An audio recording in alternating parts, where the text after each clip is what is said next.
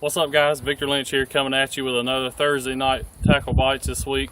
This week we're going to talk about rods and the mistakes I see a lot of new anglers make with their rods, such as throwing a jig on a crankbait rod and they're not understanding why they're not getting that fish. I want to talk about and focus on some of the basic rods most of us go out and use when we're out fishing on a daily basis. So we're going to get started with the crankbait rod.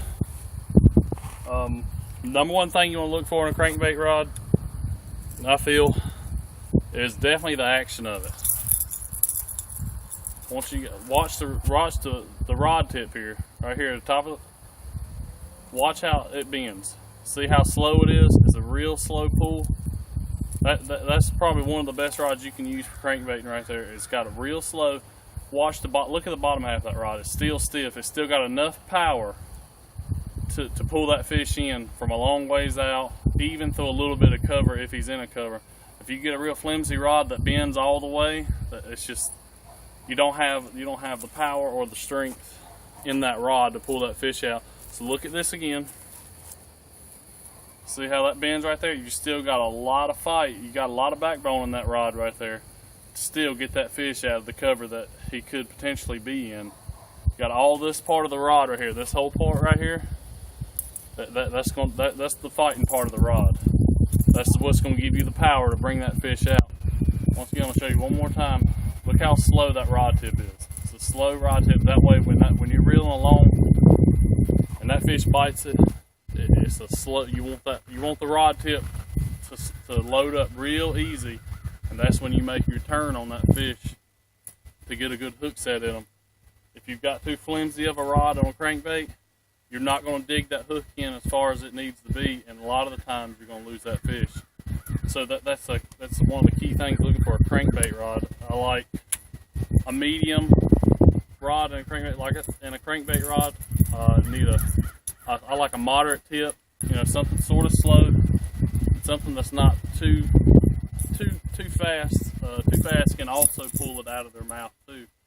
So it's a little touchy situation, but if it's just something you got to work with.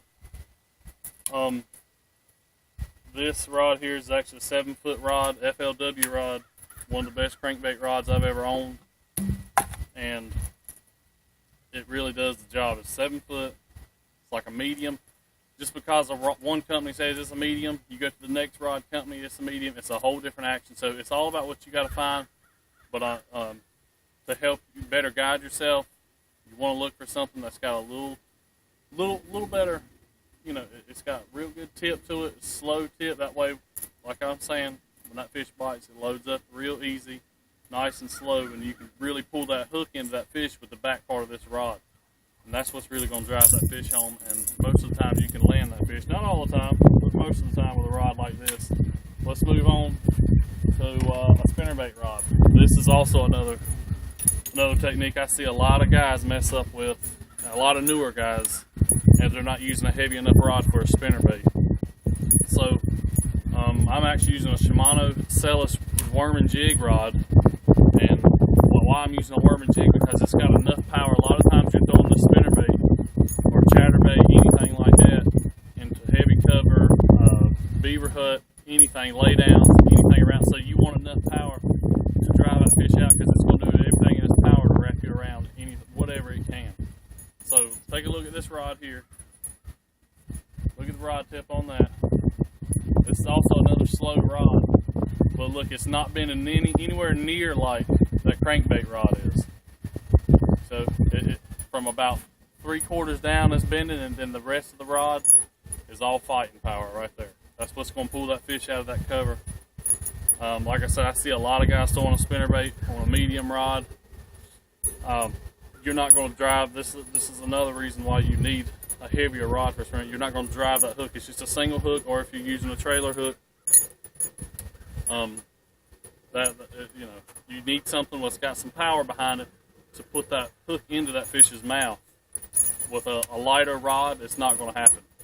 You're going to lose that fish more than likely, or you're just not going to hook it at all. Like I'm saying, watch this rod one more time, show you. Look at it. Doesn't have that much it doesn't have a lot of give to it. Like I said, it's Shimano Celis worm and jig rod. It's a 6/8 rod. I like to go for a little shorter spinnerbait rod because you get more accurate. You want to be really accurate with a spinnerbait rod, so I'm going for a little bit shorter. Shorter rods allow me to get into where I want to go easier. This is a medium heavy rod. I think that's probably the best way to go for a spinnerbait. Like I said, it's giving you that action that you need, and it's a moderate tip on it. And that's going, just like the spinnerbait, the crankbait, excuse me, it's going to load up better. And that way, when you really pull that, because setting a hook on a spinnerbait, it's just like a crankbait fish. All you're doing is pulling back after that rod loads up enough. All right, let's move on to where I see the majority of new guys mess up at when they're just getting into fishing, is the shaky head rod. Now, this is something that I've had to play with for a couple years to actually find the right rod for this, and I believe this GSX from Gander Mountain tournament rod is the best way to go for this shaky head. It's perfect. It's got just the right enough play in that rod tip. Let me tell you some of the mistakes I see new guys make first though.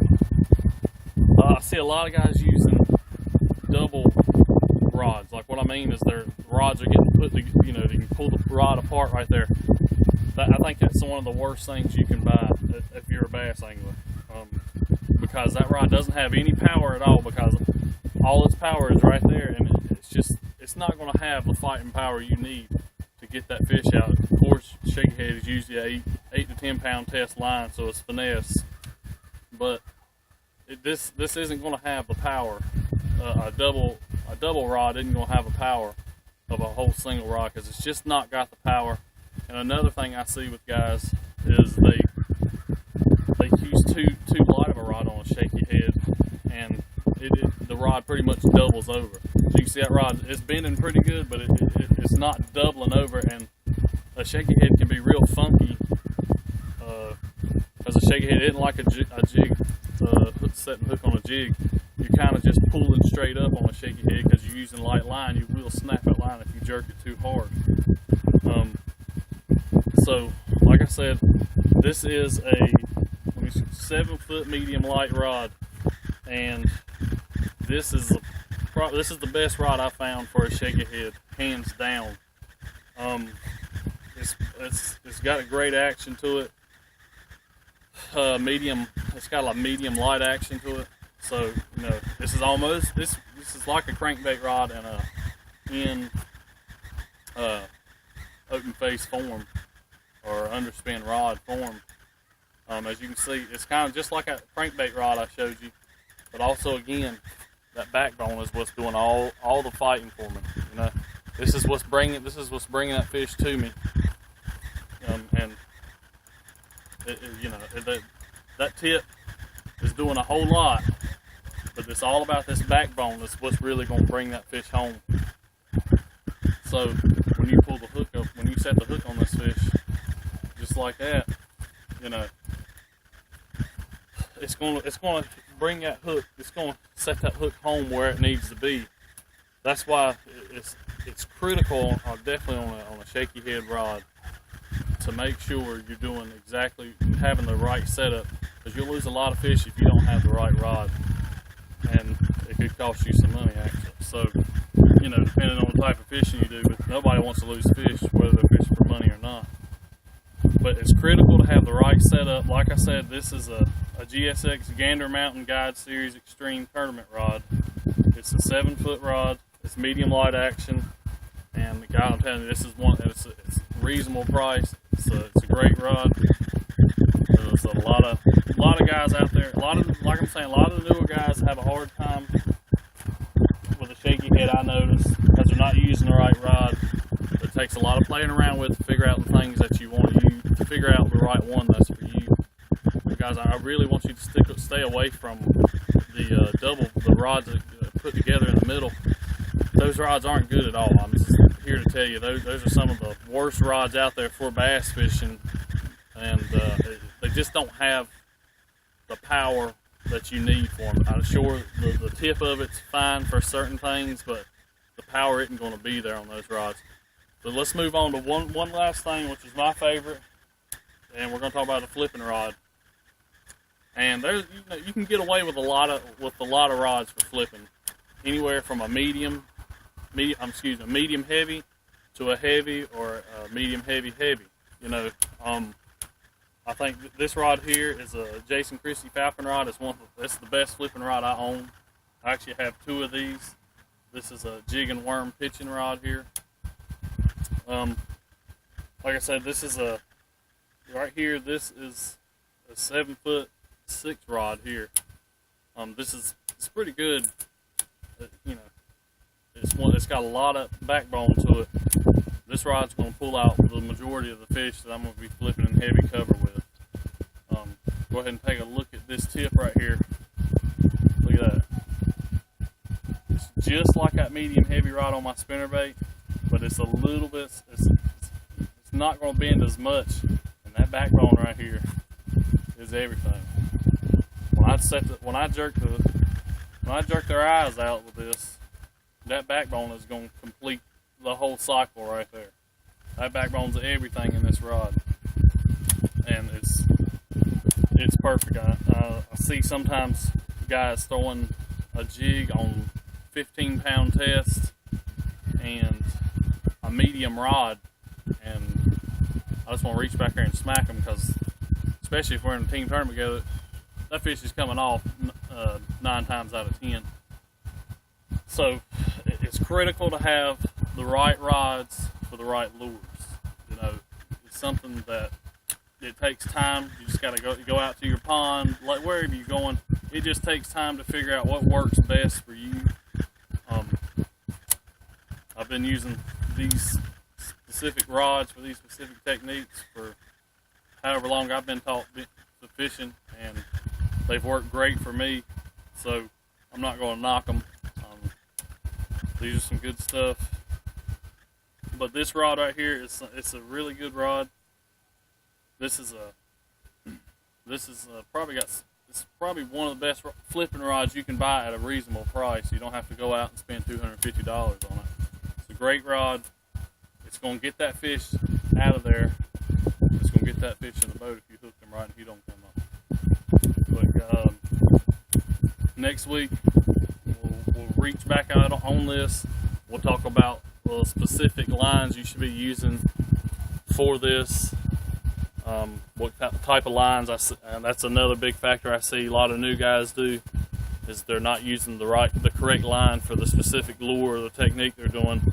They're using 12, 15-pound test line for jig and a heavy cover. 15-pound test line for jig works sometimes around specific things, but for the most part, you're going to need 20-pound test. But we'll get into that next week, and we'll talk more about that. But before we go, guys, I want to show you guys this sweet flipping bait right here made by Catch 'em Up Baits. This is Carolina Outdoor Magazine's bait right here. This is Solvent Green. I caught some fish this weekend on it, and it's a pretty good flipping bait, all around good flipping bait. Also use it for a jig trailer. And I think I've caught about 4 fish on just this bait right here before I had to switch to another. Before I switched to another, of course, I put one on since then. But you can I caught about 3 or 4 fish on them, and these are some great baits right here. Go check us out at CarolinaOutdoorMagazine.com, and you can go to our store there, pick these lures up, buy them. You can always send me a message. I can get you a discount on them if you're really looking in to buy some. So send me a message on Facebook. I'm telling you guys, these are just going to be some good lures we're working on. We don't have a lot in stock right now. We're working on a lot of colors, so we're hoping to get a whole lot more in our inventory. I know Jim's working his tail off on these things. He's doing a great job with them, and I can't wait to see what he's got in store for us. Anyways, guys, hope you took something away from this, and we'll see you next week.